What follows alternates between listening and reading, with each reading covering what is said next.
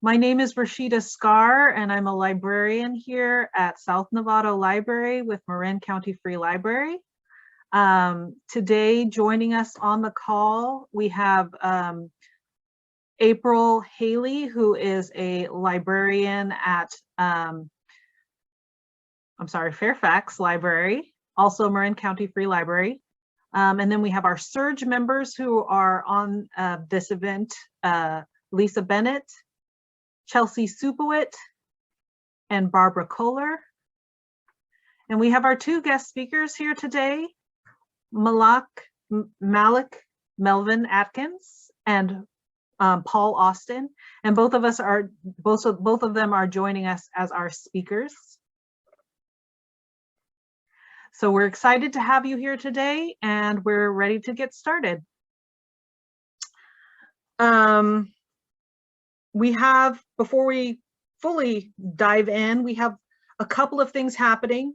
Our next session in the series is going to be coming up not in April, but in May. And we will be discussing, I'll get back to you on that. I need to remember what that is. I'm sorry, homelessness. Thank you. We'll be discussing homelessness. Thank you, Lisa. And we also have book lists that accompany the series. You can find them at Marin County Free Library website, and you should be able to access that there. I'm going to have Barbara share with us what SURJ Marin is, and we will get started. Hi, my name is Barbara Kohler, or Kaler, and thank you all for coming and welcome.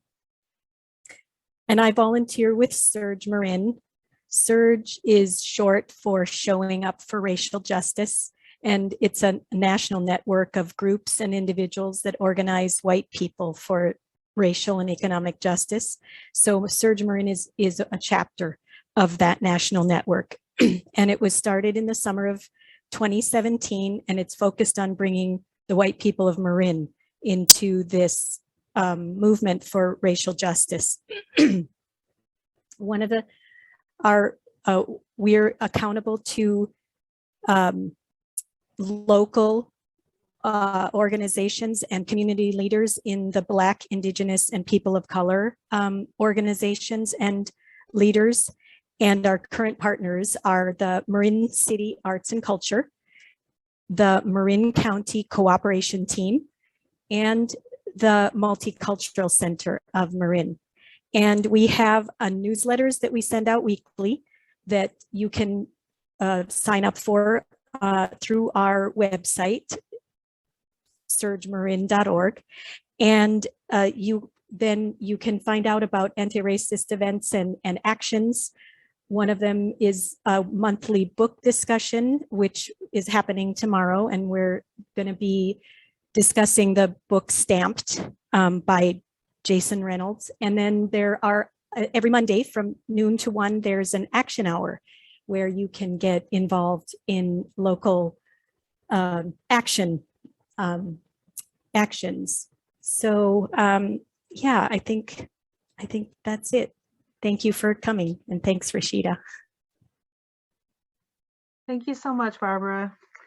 Okay, next we have Lisa, who will be sharing some of the things that we like to do is to not just acknowledge the land that we're on, acknowledge the great injustice that has occurred in this United States of America towards the indigenous people of this land, but also to have a call to action. So Lisa, can you get us started with that? Sure. A land acknowledgement is a wonderful way to begin any group meeting or collective gathering, to acknowledge that we are on land that was not ceded to people like us. And the land that I am on right now in Sausalito is unceded coastal Miwok land. And I want to acknowledge that and acknowledge that those were the first people here. and they still exist, they still are here. And in that light, instead of just offering a land acknowledgement and stopping there, it's really, as Rashida said, important to put action into this, particularly those of us who are not Indigenous. And I wanted to share with you, and I'll put this in the link, there are 3 films made by a local Indigenous woman, Teresa Harlan, which is tells the history of her people.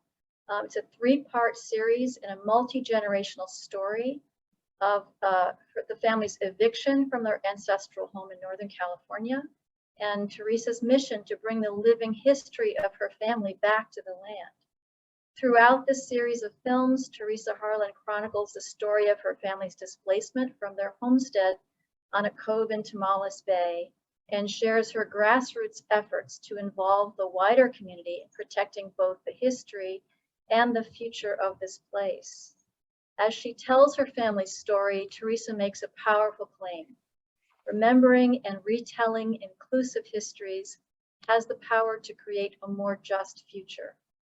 And in the series of films, she asks, who gets to define history?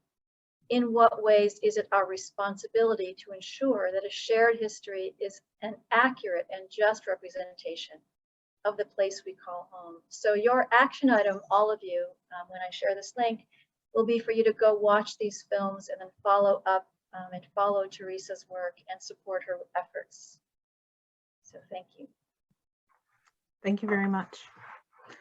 I would like to briefly introduce our speakers today. Before we get started with the films, to give you guys some context of who we'll be speaking to and asking questions of.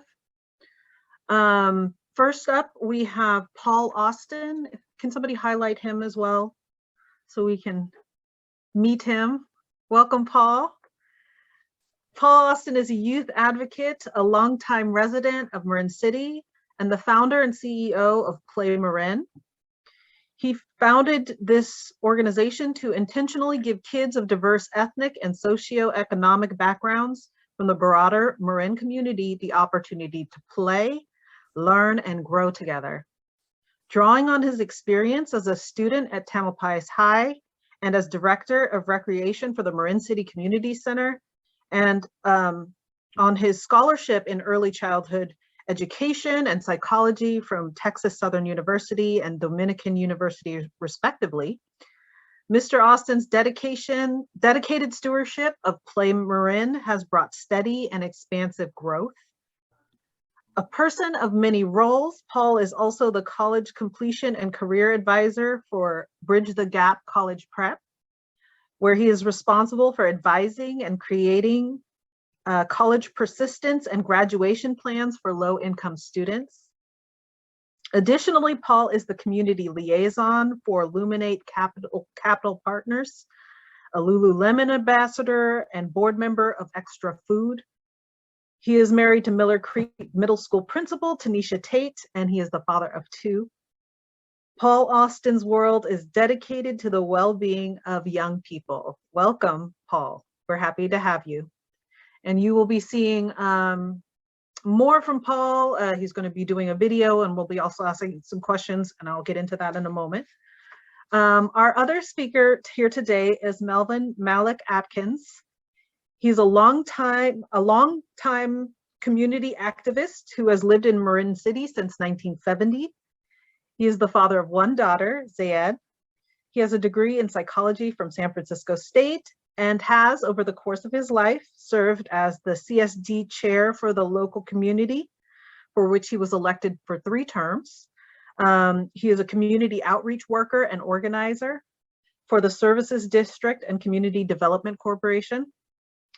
Malik participated in several lawsuits, both federal and local, against Marin County Housing and Hill Development to fight for the community in Marin City. He has also catalyzed and founded many community organizations and services, including starting and organizing Marin City's longest running festival, in addition to founding the Ponderosa Estates Cooperative, Marin City Fatherhood, Marin City Health and Wellness Clinic, Marin Community Video Project, and Good for the Hood, a mentoring program for local preteen boys.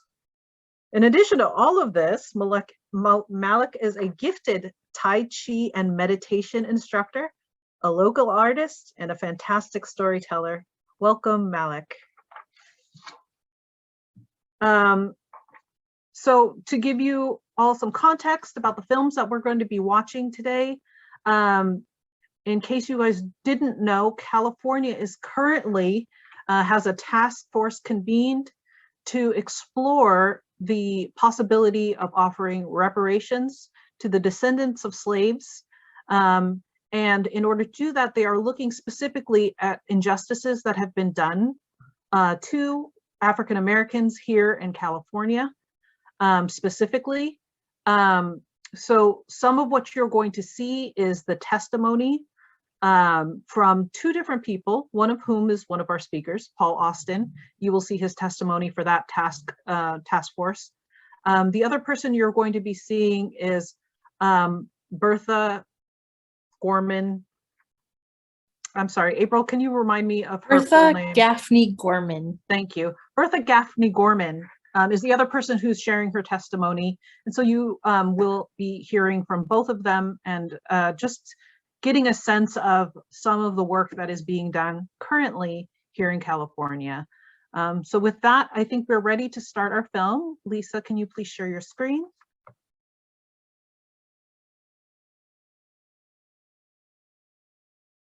That's powerful testimony. So we're going to start with our questions for our guests today. And as you guys have heard, this is an ongoing issue. So I'm going to open it up with questions. Malik, I'm going to start with you. We know that you also, in addition to Paul, were engaged in lawsuits, both federal and local, because of the discrimination that you are facing here in Marin. Can you share a little bit with us about that situation? Sure. Let me say, you know, as we share these stories, this is, I guess, what you call an American saga. Other than some differences here, there, elsewhere, probably 90% of the stories that each of us would tell, you would see the similarity. You could see that they're sisters and brothers, cousins, whatever, because this thing that we're dealing with is a systematic monster, right? And this system, you know, racism is not about me getting along with another white person or another white person getting along with me. It's about being disenfranchised or kept out of a certain economic system or kept out of it on a certain level. And the things that you go through, the traumas that you see, even when they don't happen directly to you, they're still traumas because it's happening to people that you know or family members or what have you. Moving here to Marin City in the 70s, I became an activist like a couple of years later, and I was living actually illegally in public housing, right? And there was a lot of trouble with the housing authority at the time. You know, they were, and it actually kind of reminded me of Louisiana, where they were lord and master over the people in public housing. Most of them, if they had any rights, they knew nothing about it. So they were literally trying to stay as quiet and under the radar as possible so as not to be evicted. So there was the first case involved a lady by the name of Arlene Thibodeau. And you can go to the law books today and find her name because the case made kind of law book history, right? Where had evicted a number of people who were about to evict her for non-payment of rent. And she came to us and said, that's not true, I've paid the rent. And she went to the office, and the lady who was working there at the time showed her her money order, right? That she just had not deposited, right? And you know, you people, you know, you're in public housing, you're nothing. So I went to San Francisco, met with a group called Public Advocates, told them what was happening in Marin City. They did not believe it, right? Be going on like that. So I told them to come and take a look for themselves, right? So they did. They followed me back here and they went up to the office, asked some questions. These two things, went straight back to San Francisco, filed a federal suit. I don't know if it was, maybe it was Federal Housing Authority, is federal, you know, barring any further evictions for like 60 or 90 days to give them time to look more and more into the case. So long story short, after interviewing people like this thing is doing right now, they filed a lawsuit against the housing authority. And a couple of things that came out was, one, they found out the housing authority was using leases that were like 14 years out of date. The executive director at the time had a one-person board of directors. They were supposed to have a, you know, the people living in public housing were supposed to have, you know, a public housing board of directors. So he had been using this one woman for whatever he wanted. You know, he said the housing authority people were for it, right? So the suit ended up, you know, saying that they had to have a grievance, set up a grievance panel within, you know, like a month. They had to have an election within 30 to 60 days, and a lot of other things that brought bad press or shine a bright light on housing authority practices at the time, right? The second one was the development atop the hill here in Marin City. What happened there was federal funds were used to prepare the land for development. All of the underground sewer, all of the underground electrical stuff was there. So we filed a suit that took us from federal to the United States District Court of Appeal, but we lost. They came out, the judge, Alfonso Zerpoli was his name. He came out, walked the hilltops with us, right? Some of the local people were siding with the developer because they thought we really needed a tax base here. We got to have a tax base. I said, but a tax base is no good if we're not going to be here, if we don't benefit from it, right? So you know, a couple of the culprits, criminals in this case, was lawyers who were lawyers for the NAACP. And another black man went on after this case to become a federal judge, you know, and I'll tell you their name if you want to, right? But the bottom line was, they said that we did not have, they made the decision that there would be no more low or moderate income housing in Marin City, because Marin City was already an impacted area with lower cost houses, and to build any additional would only further that impaction. But we should not worry, because there were plans afoot to build some low-cost housing in Belvedere, Ross, and Kentfield, and we could take advantage of that. So we said, okay, you know, we're the tricks rabbit. You can just tell us anything, right? So we lost that lawsuit, but because there was pressure on, the first owner set aside a few units, you know, with Section 8, right? But after the stuff quieted down, after 2 or 3 years, they sold it to another owner who didn't choose to extend the Section 8 contracts, right? So all of those people wound up having to move, find other places. They were Marin City people, right? They had to move, and new people took over, and I think they changed hands again since that time, years ago. So now there's, well, that's Marin City, even though they advertise it as Northern Sausalito or out of Sausalito or something. So there are almost no Marin City people, of indigenous Marin City people, let us say, right, that are there. So Marin City, in the time that I've been here, has gone from like a community, I would say, that was at least 90% Black.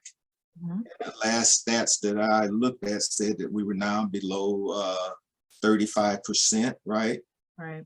And when I moved to Marin City, the IJ was a part of this. White people were actually afraid to come to Marin City. They were told not to come, even though I saw, you know, white women who were dropping their little babies off to the sitters every morning on their way to work, right? Interesting. So the police, we got reports, police that told people during the development, you don't want to move here, stay out of here. What are you doing down here? You're taking your lives in your hands, right?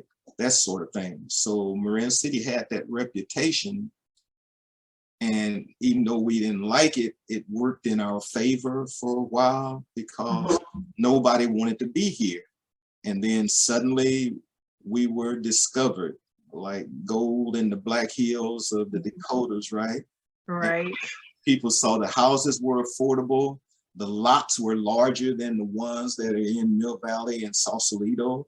And, you know, you could get them cheaply. So as in 30, 40, 50 years since I've been here, as the original owners, you know, passed on and they leave houses to the children. Sometimes the children fight over the houses, right? Sometimes the children just are living other places and they have homes of their own. So they ended up selling the houses. And it looked like a good thing because they were getting twice as much. I mean, when houses that your parents paid, you know, $20,000 and $30,000 for it, and all of a sudden now you can get $300,000 and $400,000 for it. That looks like a big jump. But now in Marin City, you probably couldn't touch any of these houses for under like $700,000, $800,000. So on that note, I would like to reach out to Paul because I think his lawsuit kind of came in to something similar. Paul, can you share a little bit about the circumstances? I know we heard your testimony. How did this kind of redlining and discrimination impact your family? Specifically, how did the redlining that Malik is talking about impact your family? Well, there are several ways, right? My family, my mother was able to buy a home here in Marin City. My auntie was able to buy a home in Marin City. And one of my uncles also. So growing up, I was used to seeing family homes here in Marin City. But as I reflect on it, you know, over the last few years, to just have a better understanding about how once your property value is worth something, the way that it can affect your entire family and help create generational wealth, right? So if property values here in Marin City, you know, don't rise as quickly as, you know, folks that may live outside of Marin City, Sausalito, Mill Valley, other areas, then, you know, that that net that it creates to be able to send kids to college or help pull out money for a down payment on a house to help out, you know, the rest of the family members, it doesn't happen, right? Like these homes that was built in Marin City after World War II should have had the opportunity to appreciate at the same rate as Sausalito, Mill Valley, Tiburon, you name it, which could then help create generational wealth, which I probably would have been able to take advantage of now when in hindsight, as I look back at it, right? But when you fast forward and with our story and our home being appraised underneath $1 million, you know, it was all the red flags were going off for me and my wife. And so then, yes, you know, and so part of it is, even though you may have, you could have the right to fight it, right? You could come in and say, hey, talk to your broker, you know, we don't agree with our appraisal number. That did not mean that, you know, that once we put in to fight it, that they would have said yes, because it's not automatic, right? The appraisal industry is usually, they go off the word of the appraiser. But in our case, you know, we did have an opportunity to have another appraiser come out, but we still lost out on the low interest rates that was offered at the time. We still had to come out of our pocket to help pay, you know, pay additional money to make sure that we got another appraiser out. And so, yes, it was just another form of redlining. And for me, it's like, how many times has this happened, not just in the Marin City area, but how many times had this might have happened to Black and brown people? Because nobody really was looking at the appraisal industry until Julian Glover broke the story on our behalf. And so, you fast forward, and so hopefully we could create a system that would then start holding people accountable for just coming out and I'm just gonna use the word being racist, right? And utilizing their power to help oppress people.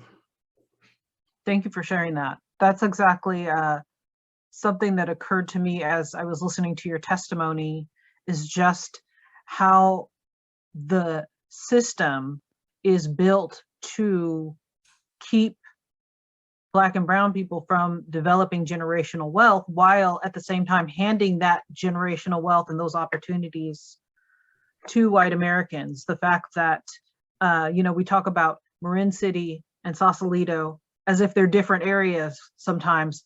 This is the same area. Like you said in your testimony, it's literally a mile away. It's the same area.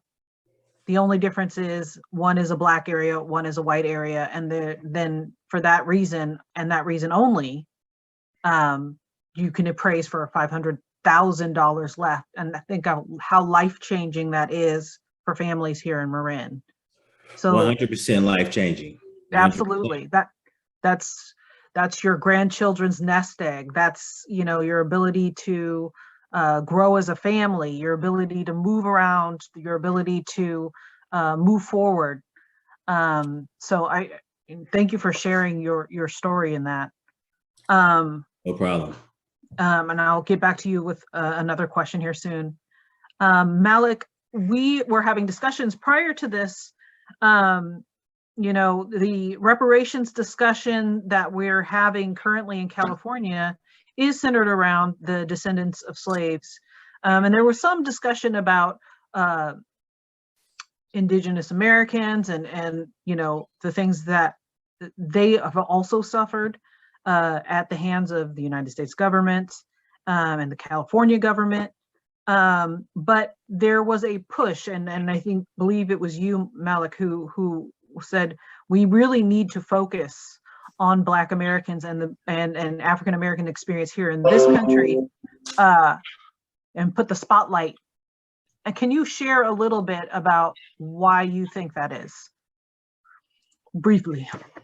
Okay, briefly, because I was taught years ago that until the Black man and the Black woman's problem of justice in America is solved, that there won't be any peace for anybody else on the entire planet. And I think when we open the door and walk through it, that will leave the door open for everybody behind us that has the same or similar, struggles and complaints to do so. But as long as, we're kind of pushed back and it's kind of neutralized, some people get help here, there, and other. And as you notice, movements keep getting started over and over and over and over and over because we're never completing them as we should, right? So that's the long and the short of it, right? Is that this thing, I see your hand. Arnold Schwarzenegger made a movie a while back about, what was it, that monster that followed him around? The Predator. And Sigourney Weaver made one about another kind of predator. So this whole racial thing is like a predator that has followed us from 1555 all the way to 2020. Otherwise, we would not still be talking about it, right? Right. So as Paul pointed out, for us to begin to come up with solutions to at least put it to rest for those of us that won't rest from it, then we need to come up with ways to handle that. But it is a monster that will keep following us until we face it head on. Paul, do you have a thought about that? Yeah, I do, right? We know that America has paid reparations to everybody else but the Black man. You know, those that enslaved Black people was able to receive funding after slavery ended. How is that? I mean, you know, white folks get what white folks want, right? But at the same time, you know, the Native Americans, they've been taken care of, right, for the horrible acts that was committed against them. The Japanese, they were taken care of for acts that was committed against them. We're the only folks. We're the only ones, right? And we didn't migrate here. You know, we was brought here. We was brought here to work. I mean, slavery was so brutal. It was so brutal, but we are resilient people. We made it, and they promised us 40 acres and a mule. Mhm. You know, our folks never got it. They never received it. So yes, California is looking at reparations with AB 3121. I mean, it's like Melvin said, there will be no rest, you know, until this happens. I mean, even Jewish folks was given some sort of reparations because Germany realized what they did was wrong and wanted to make sure that folks had an opportunity at a better life. So yes, I mean, this is a great opportunity. Now I'm glad we're having this discussion, but America, we can't let America off the hook on this one. We just can't. And I think I'm sorry, I think history bears that out. Malik, especially about what you were saying, and Paul, what you're saying as well, that when Black Americans are given rights, that after that happens, throughout history, we see other groups that have been oppressed also start getting pulled along because, if we've given it to Black folks, then I guess we have to give it to these folks too, which historically is kind of the way it's gone. I mean, we see that with, the right to vote for Black men. White women were able to vote after that. When we see, the civil rights movement, they ended the Chinese Exclusion Act after that. Been locked up. Your IP address used without your knowledge or consent. So all of those examples of historically when those rights are given to Black folks, rights also help people of other demographics. So I definitely am seeing what you're saying there. And it's overdue. It's very overdue. And as you can see, the racism is still happening. The trauma is still happening. The events of the last 2 years have made that very evident. Mm-hmm. So I'm glad that we're having this discussion now. Yes. I'm going to skip my next question because I feel like we've already answered it in that Marin is one of the wealthiest places, arguably on the planet. It is one of the wealthiest places on the planet. And you can see very clearly how that wealth was developed and given to white people and how it was withheld and taken from Black people, people of color, all people of color, but especially Black people in this country. And we see that the redlining is the direct cause of that. Yeah, all that means is that Marin County is the ideal place for us to do something about it because we can see right in front of us how it can help Black people that's in this county, rise up. And we have enough wealth to just do it as a county if we choose to. So I have a whole lot to say on that subject still, because I'm trying to I would love to see a case study done on Marin City. Where people could, where we can directly look at families from World War II and see how, those that was able to go buy land somewhere else in Marin County, how that family has risen, and just see how the Black family has slowly, risen. We're not anywhere equal, you know what I mean? And that has a lot to do with with the damages that has happened here in Marin City. And so, yes, I would love to see a case study done on Marin City as it relates to the rest of Marin, because I would love Marin County to be held accountable first and have them pay, for the damages they done to Marin City. Absolutely. I think you're right. I think Marin City is a unique case. And I think it should be in these current talks about reparations in California. Marin City should be one of these, and actually Marin County. Let me take it out of the Marin City context, because Marin County is one of the, I think, examples that proves the rule of the discrimination that takes place here in California, because of the vast wealth disparities between its white residents and its Black and brown residents. So, we'll discuss that more.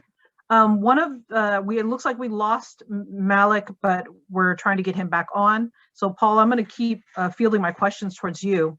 Yeah. If we look at other countries where reparations have been part of the national healing, we see a big push to re-educate the entire population from the youngest to the oldest, and to tell the truth about past injustices. What do you think this would look like in the United States? What steps should be taken? Well, first, I believe it needs to happen at the highest office. It needs to be some legislation drawn out. There needs to be bills and laws that talk specifically to what reparations is. But it also need to be taught in school, not from a place of you're better than me, or what you did to, everybody's afraid to talk about race in schools, but we need to talk about it. Kids need to get comfortable with having a conversation around race early on, so won't nobody have to run from the truth, which is our history, as it relates to America. And then, because then that can push us even further about how do we come together to make sure that we right some of these wrongs. So yes, laws need to be put in place. Textbooks need to be thrown out and burned. They need to rewrite history for the true history that it is. So then nobody be feeling sorry for what has happened, right? Because a lot of times white people get in their emotions around the past history, but it's history. We can't run from it. It just take ownership. And now it's like, okay, now let's make sure we do something different in the future as we move forward. And so, yes, I do believe it needs to start high up and then trickle down, because then nobody can say anything if it's a law. Right. And I think that that's been played out in places like Germany, where the entire national conversation has been updated, has been redirected. There are national days of mourning and national days of understanding and awareness of the atrocities of the past. The sites, the historical sites of those atrocities have been held in national trust, and all members of the society are encouraged to visit those places and learn. As you say, school children from the time they are young are brought to those places to see and to learn and to understand the history. The emphasis on not forgetting, so those mistakes are not repeated, are from the very top of the government all the way down is kind of delivered to the people. We see Canada undergoing that process right now with the residential schools. They're doing fact finding. They're discovering literally where the bodies are buried for the people that have been massacred. The sexual abuse scandals that were happening in those schools is being taught and being explored by the entire country of Canada. So that is something that as a country, starting with California, we need to not shy away from if we're talking about actually moving to a place past this, so it's not something that as Malik said, is a monster that continues to chase us from century to century. Dealing with the past is important. Past is important. You're right. Absolutely. And connected to that, that idea, you know, as a librarian, I see, you know, the increase in the banning of books, especially books that deal with the history of African Americans in this country, or the experiences of African Americans in this country. I see that as a counter reparations tactic. Yes. Because if we never admit that something is owing, then maybe we don't have to pay. And the issue isn't, and I want to delve into that. Are we just talking about money when we're talking about reparations? What is your thoughts about some of the more possibly intangible things, that less tangible things that would constitute part of reparations? Yeah, so I mean, for me, it's wiping away debt, making college free and accessible, creating land trust, or not even land trust, but being able to give people property. You know, we got to really think outside the box of just giving somebody money. You want to be able to create a system that's going to be long lasting, that's going to have effects from here on out. Right. So, you know, I would love for somebody to step in and say, hey, I'm going to take away your all of your debt, right? Pay off my house note, take away my college, those debts from college, you know, those student loans debts. But then at the same time, be really specific and helping create opportunities for Black people.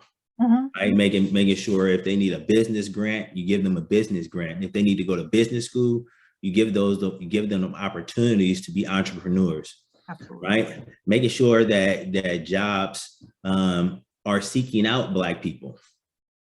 Right? Like just being more intentional with uplifting the Black American, you know, for everything that, you know, they was oppressed and everything else. And so all systems need to be changed and be recreated in order to reflect that. Right. But yes, I'm thinking like, take away people debt, give people money, give people jobs, create more opportunities in Black neighborhoods for people to, you know, figure out a way to be educated and then go into a workforce, you know, help folks get the grants that they need in order to open businesses, reinvest funds into the Black community as far as revitalization of properties and homes, like literally come in and work with folks and say, hey, I want to make sure your home gets the value that it needs. We're going to dump some money into it. If there's some property that comes available, buy the property and be specifically say, hey, I want this property to be for you, Black family. We're going to go ahead and make sure we create a system that works for you to buy into these homes. One thing you can't never take away is if you give somebody some land, how valuable that land can be. I like everything that you're saying, and I especially like the idea of opportunity, because those are the stepping stones that allow us to, you know, actually just get to a level playing field. So, you know, what's unacknowledged, I think, in this country is there's, you know, white Americans are given opportunities, just given it to them, just as soon as they're born. As soon as they're born, they're automatically given better health care than their Black counterparts in the exact same situation. White mothers experience less infant mortality, less death on the birthing bed, just from start to finish. They're living in houses that are not polluted. They don't have the lead coming out of their pipes. For the most part, as we go, we see those kind of disparities. So that's where we have to start, from birth all the way up. So one of the other things I wanted to talk about is the cultural reparations. Mm. So, you know, you and Bertha both discussed the trauma of having your skin color and having your culture being humiliated and degraded by the culture of your captives. And you're trying to have that, you know, trying to raise kids and try to build them up while they're being raised in a society that is tearing them down. What would cultural reparations look like where they are celebrated and built up and repaired? I think the key word in reparations is repair. It's not like this is folks asking for a handout. This is something was broken in them, something was broken for them, and it needs to be repaired. So you give reparations, you fix it. So what would that look like to culturally fix our youth and culturally fix Black families in this country? I'm going to ask you, Paul, and I see Malik, we have you back. I'm going to ask you that next, but I'm going to start with you, Paul. Yeah, I mean, you're going to have to get the help to deal with all the whitewashing of the world that's been what we've known it, right? All the imagery that we've ever seen was white is better than Black, right? So it's going to have to take a lot of dealing with the trauma, right? You know, people coming out and saying, hey, I understand that you've been traumatized. Let's get you somebody to talk to or work with. But even past that, when we look at imagery in society, it needs to be a lot more imagery around Black is beautiful. You know what I mean? Black pride. It needs to be in schools. We need to celebrate all Black achievements. Anything that's been remarkable since the moment we've been here, we need to celebrate it in its existence, right? There's always, and we need to get out of the only time we celebrate Black folks is during Black History Month, right? Them 28 days in February, that's all we're gonna continue to give them. No, we need to do away with that. And it needs to be throughout the year, major celebrations, just like you have the 4th of July and Easter and Christmas. We need to have a national day to celebrate Black people. And then a national day of forgiveness, right? Where, you know, white people deal with their issues around forgiving themselves, and as well as Black people forgiving white people. Like, how do we move forward in celebration, right? But then because our culture is not celebrated enough, while yet people want and love Black culture, they still don't want to have anything really to do with it when it comes down to it. But if we can create those systems where we can celebrate, you know, in our communities, outside of our communities, and on a national level, of what Black people have done for, you know, society as we know it, for America as we know it, it would be huge, right? Like, really say, hey, we understand that America was built on Black and brown folks. And so now in this day of whatever, we're going to celebrate as a nation. Yes. As a nation will be big. I'm loving everything you want to say. Paul, Malik, I'm going to ask you the same question. When we're talking about the ways in which, you know, hearing your story and hearing Paul's story, so much of that story was the humiliation and the discrimination and how that traumatized your family and traumatized you as you're looking at how Black people are treated and how we are treated as less than. What would cultural reparations look like? What it would look like to repair Black people and repair the relationship between Black people and the mainstream American society?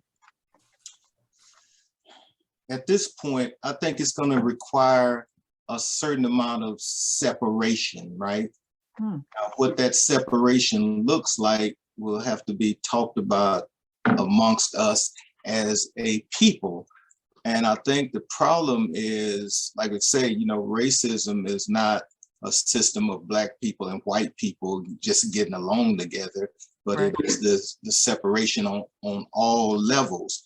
Now, here we are, schools, for example. I've come to the conclusion that schools are systems of white supremacy. That's where it's taught at.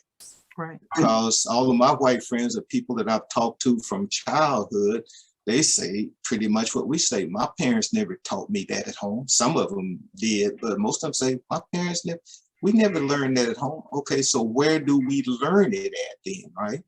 We go to a school, and for 12 years, from kindergarten as babies till we're ready to come out, we sit in an institution where we learn about all of the great civilizations and great people of the world and people who built this country, blah, blah, blah, blah, blah.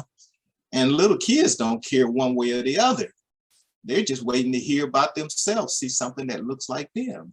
Right. So you sit there waiting to hear about yourself, and here you are 5 years old, and the next thing you know, you're in the 5th grade and you're still waiting. You ain't heard it yet. I heard word one. The only thing that you're left with is the image of your people in chains and in cotton fields, right? And the racist part of that a lot of times people don't look at is how that affected your little white friend that's sitting next to you. Right. Who loves you. You're her friend or his friend, right? But as we're getting the message that we're nothing and nobody, little Johnny and Mary are also getting the message of, ooh, Malik and Paul and Rashida came from a people that have never Done anything. I still like them, but you know, and as we get older and life takes over and there's competition for jobs, and then I've had little arguments with friends that actually told me, well, you know, Black people have never done anything. And all I was left with anger, because like everybody else, I didn't begin to learn about, you know, Black contributions until I was in college, right? Right. Right. And I'm still learning today. And there are whites who've studied it, but most white people, I would suspect, are left with what I was left with coming out of high school, right? So sometimes it's easy to feel, well, those people don't deserve anything. They want something for nothing. They're on welfare. They're looking for something for free. They're not that bright in class, blah, blah, blah, blah, blah, blah. So this thing is going to require some adjustments as I find out I'm more than what I was told that I was, right? Whites are having to adjust to the fact that, you know, what I've been told about them ain't altogether true. Some of the things may bring a little truth, but the propaganda and the conditioning that we got from babies up to now, right? And I'm not talking about all of a sudden we all got to fall in love. I don't care if you don't like me. You don't have to like me. Just leave it at that. Just leave it at that. You don't have to like me. So I'm thinking that the school system, we're going to have to create our own. Did I lose you guys again? No, we can still hear you and see you. We're going to have to create pretty much a school system of our own, because the system as it exists now is not really going to accommodate me. I don't believe that anymore. And one of my young white friends told me something that was real important. He said, as far as the Black history go, he said, if they're not willing to set up a special Black history section, he said, the problem is simple. He said, you just teach Black accomplishments alongside American accomplishments, right? Absolutely, because they are American accomplishments. Yes. That's how simple it is. And that's okay for us down here on this level, but those who make those decisions, right, from up top have decided it's going to be something different. And people who get elected to state superintendents and this, that, and the other, jobs are on the line to teach this a certain way. Right. So anything, our Black children having no real understanding of who they are historically, history tells you what your people did yesterday So you'll know what's expected of you today to help prepare for tomorrow, right? And when you have no history, right, you're left with some anger, you're left with depression, you're left with the, you know, I'm nothing, I'm nobody, Black people have never done anything. So you end up, from a mental health standpoint, you actually turn on yourself and begin to self-destruct, right? Absolutely. Which falls into the traps that are set for you in terms of juvenile drug addiction and bad health and bad this. And so then people look and say, what is wrong with those people, right? That's exactly right. You know, we discussed this at our previous event. We were talking about schools and about the issues between the relationship between housing segregation and school segregation.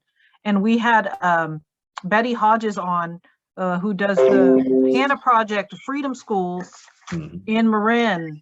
And a lot of that is a possible solution, a possible model for repairing and redressing the harm done to African Americans in this country, but especially here in California, through the school systems, because those curriculums are voted on and paid for with government funds. So if you're paying for a curriculum that excludes people, you pay for a curriculum that does not tell the truth, that is miseducating white and Black and brown and Asian kids about their heritage and about their place in the world, then you're paying for bad goods. Us taxpayers have been paying for bad goods from the beginning. And that's something that needs to be, I feel like, brought up when we're talking about reparations. Right. How do we repair the cultural genocide? How do we repair the ways that the death has been kind of sown into our young? And how do we rip those weeds out by the roots? I definitely believe that the education component needs to be in place firmly, that there needs to be a historical reckoning of the Black contributions and the Black presence in this country and the ways that we've enriched this country. When the United States was founded, its largest asset was its enslaved human beings. So there would be no United States if there was no slaves. There would be no United States if it weren't for the work that we poured into this country, for which we were not paid. So when we're talking about redressing those wrongs, we need to look directly at the ways in which we have enriched this country and the ways that that has not been given. And Lisa's mentioning in chat, Black people literally built the White House. That is absolutely correct. Most of our buildings here in this United States, most of our historical sites happened because of Black people. And that needs to be acknowledged as well as paid for. That should be addressed financially. Okay. And here's a question real quick. And then I'm going to open it up for questions from the audience. So the White House is just one aspect of it. How and who trained ignorant, savage people from the jungles of Africa how to do this fantastic architecture and all of the other inventions that, listen, we're savage. They can't read, they can't write. Well, we couldn't read and write English, but we had other forms of writing. So how did we learn this? And why didn't white people just do it for themselves, right? If you were the one that taught us, how did Blacks know how to do this? And that's the cultural genocide, right? That is the, you know, when we don't talk about things, anything from smallpox vaccines, they learned that from a slave. That Salk took the credit for it, but he learned that from his slave. So when you're talking about so many of the things that have made life in this country possible, you can take that back to So can you the Black accept, people in this country. so can you accept these revelations without feeling demeaned yourself, right? That's a good question. That's a good question. Just the It's fact. empathy. Yeah, it's not a hit on anybody or anything. It just is. This is who did it. Give credit to where credit is due. It's due, right? Yeah, I think that should be a big part of reparations. You might learn something. We We're might at- learn something. Absolutely, we all might. Like, this is important for me because I also learn, as you say, to this day, I'm continuing to learn about this history that has been hidden from me. And you think about students who are, if K through 12, you're not getting any Black history, any history of the atrocities that have been committed in this country. What happens if you don't ever make it to college? Right. Then you never hear it. And that includes white, Black, Asian, it doesn't matter. Whatever your ethnicity is, if you don't make it to college, you never hear about the atrocities. Right. So then you go through this thing thinking that Black people never contributed anything, white people never did anything so bad to them. It was acceptable. Slavery was, adequate. They were given adequate things, through slavery. That was literally written in my history textbook in 4th grade. And I challenged my teacher in it, and he told me I was wrong. He said slaves were treated adequately. Yeah. In my textbook, they were a valuable asset, so they were given food and clothing and treated rather well, was what was in my history book. And so I'm from Louisiana. I can tell you about that. But the other thing is, it's two parts to this. We don't have to go all the way back to slavery, right? Mhm. If the kids knew about the contributions and the inventions and stuff that had happened since we've been here. I like to ride bikes. I just learned a couple of years ago, everybody knows Lance Armstrong, the big, tall white dude. He could ride the hell out of a bike, but they busted him for doping or something. He's the world champion from America. But the first world champion bike rider from the US was a Black man by the name of Major Taylor. The first world champion bike riders. And I've been riding bikes ever since I was old enough to have one. But if I had known that, I might have taken up racing. I don't know if I'd have been any good at it. But that's what we're talking about, just that re-education. Okay, we have some questions from the audience, and I'm now opening up the floor from the audience. So the first question we have, Paul, I'm going to direct this towards you. What is your sense of the greatest obstacle for true reparations to happen in Marin County? And audience, if you have any questions you would like to give, please type them in the chat and somebody will field those. Well, the greatest obstacle in Marin County is our Marin County Board of Supervisors. They hold the highest seat when it comes to Marin County. They pull all the strings when it comes to Marin City, because Marin City is an unincorporated area of Marin. So therefore, they're almost like our overseers for a lot of what happens here in Marin City. But part of it is also being able to get Marin County galvanized around this issue to then apply pressure.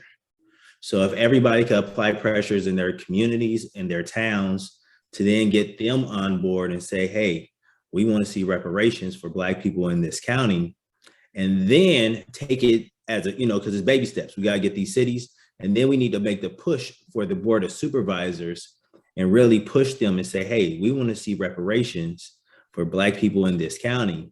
Marin County, we have enough funds, we have enough resources, right? In order for us to get to that point, it is going to take the greater Marin County, which is predominantly white people, to be able to put their resources, their expertise, and push for it.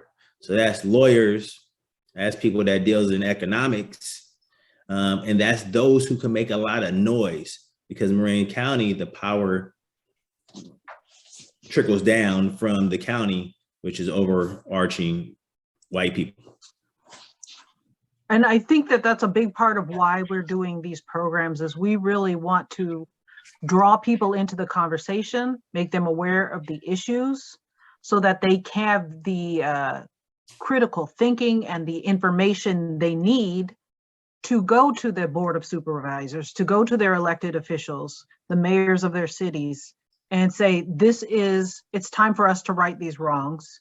It's time for us to address these iniquities. Let's do that. So I appreciate your thoughts on that. Yeah, Malik, really quickly. Yes, please. Everybody needs to make a big push for AB 3121. Like, make it known, make sure people, especially people that's working in politics in their cities, to make sure that they can stand up and say, hey, I want to be on the right side of things. I want to push for AB 3121 to make sure that at the highest level, at least in California with Newsom, that we can make sure that this bill gets passed. And so, yeah, so it starts here, communities, and we just start building it on up to where we can make enough noise. Newsom, he's from Marin. So Marin needs to put that extra pressure on him to make sure that reparations happen in California. But if we can get our local Board of Supervisors to step up and say, yes, reparations is really important and that we need to do something about it as a Board of Supervisors, that would be huge. So make those phone calls, write those emails, and apply pressure to the Board of Supervisors.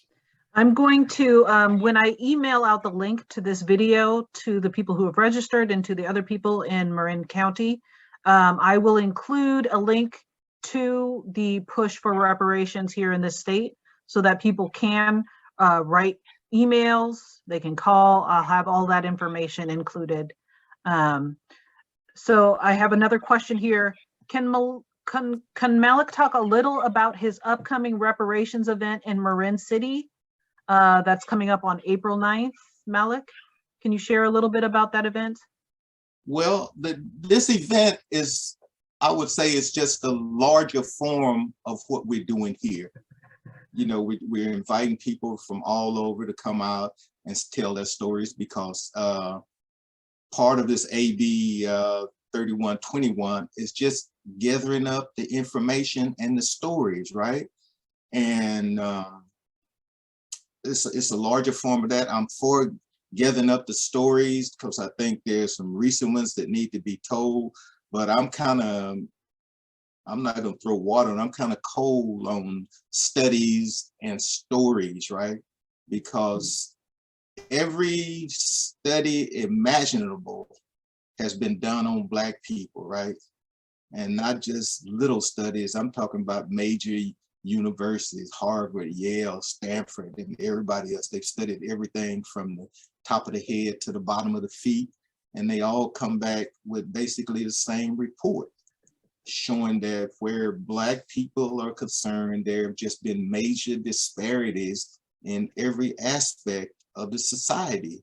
And it ain't just because we're stupid, it's just that, you know, systematically, the educational system is not the same for us. Medical care is not the same for us. You know, jails and prisons are not the same for us. So this is gathering up the stories, because we've got until next year, June of 23, where we gather all this information, and then there are people much greater than me, you know, lawyers and professors that are going to supposedly put together the proposals, right, to the state, you know, of what reparations should look like in the state of California, right?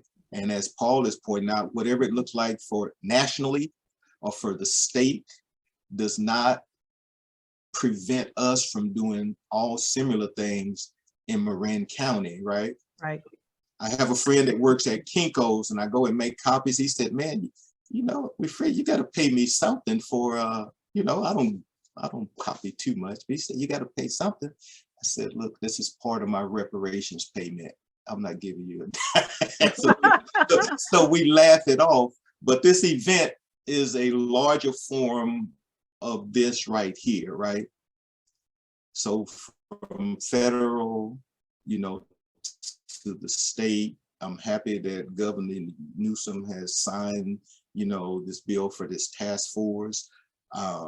Hoping that future politicians will be of the same mind, right? Or we put things in place now so that no matter who comes into office, there are laws and things in place that says this continues until these ends are met.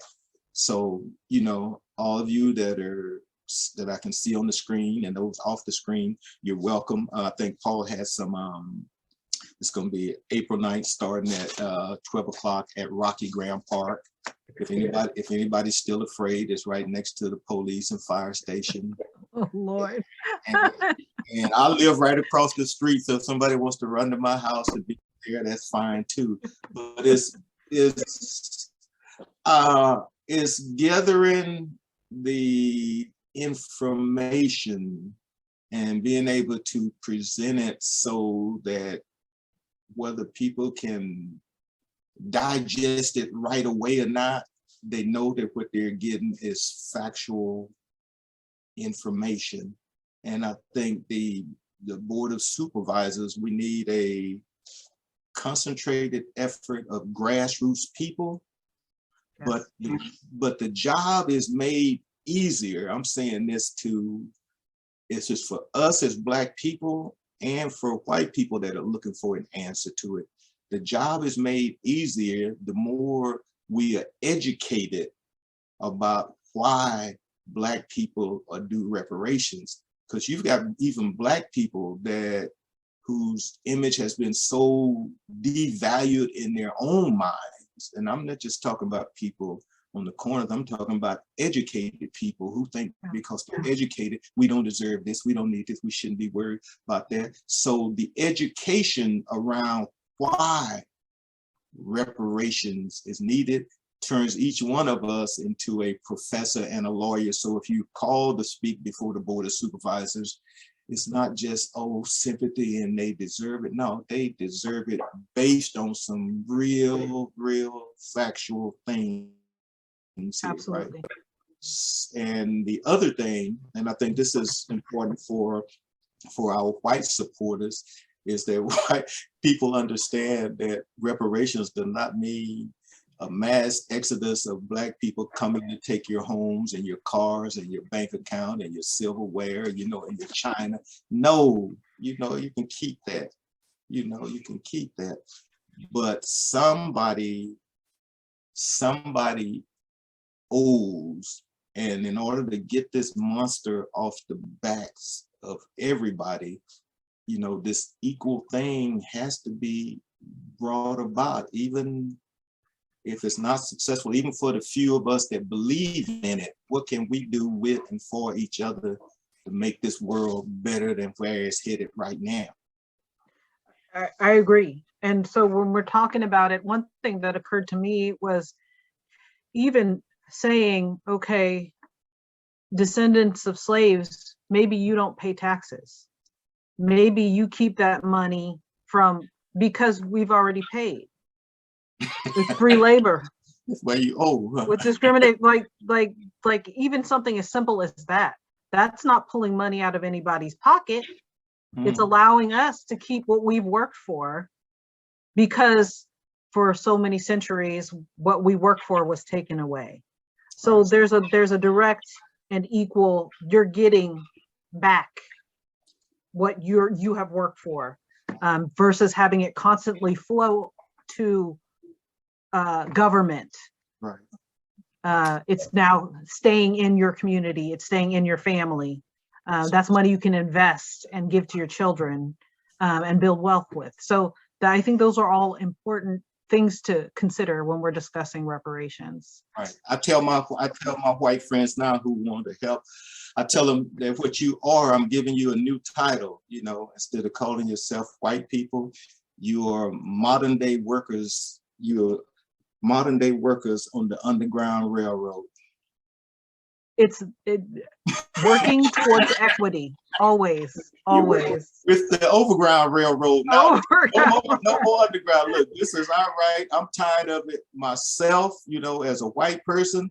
The weight of it this is a not only an economic and a physical weight, but it's a spiritual weight to have to carry around a guilt and a fear that you don't understand.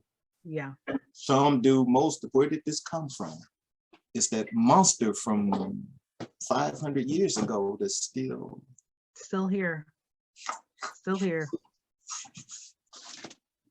Okay, so that's it. That's our time. That's it for So me. we are at time. Thank you so much. I want to thank you, Paul, and I want to thank you, Malik, for joining us, for sharing your stories, for sharing your experiences. I will be sending out information to everyone who registered, but also we'll be posting that hopefully on the Marin County Free Library website, ways people can get involved and speak up. Paul, what was the name of that bill again? It's AB 3121. AB 3121. So I'll be putting that information into the website so that people can start creating that groundswell of support that will finally get this monster off our backs and start redressing some of these wrongs. I want to thank everyone who joined us today. For our speakers and for our SURJ and MCFL folks, can we please stay on just for a few minutes afterwards? But that is our event for this afternoon. Please be on the lookout for future events in demystifying affordable housing through a racial justice lens. Thank you for joining us.